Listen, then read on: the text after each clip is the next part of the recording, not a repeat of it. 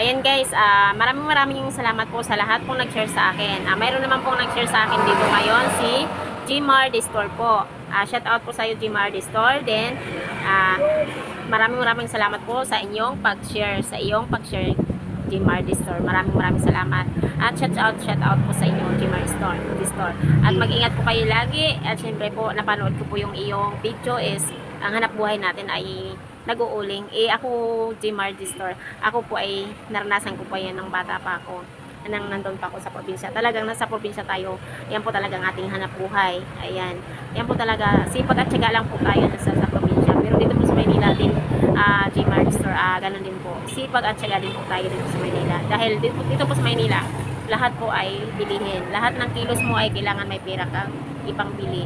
Kasi lahat ng mga bagay dito, pagkain or binibili. Kailangan may pera ka talaga nga pambili. Kaya sipag at tigalan din po dito sa Manila. Kasi lahat ng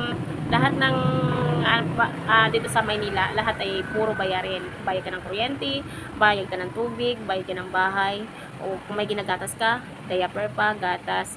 Siyempre, ang pagkain mo, ang pagkain natin sa araw-araw.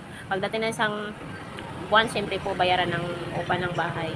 At kailangan po natin yung bayaran. Ayan po, maraming salamat po, Gmar The Store. Thank you so much. And follow and share. Bye. God bless you all. Shout out ulit sa iyo.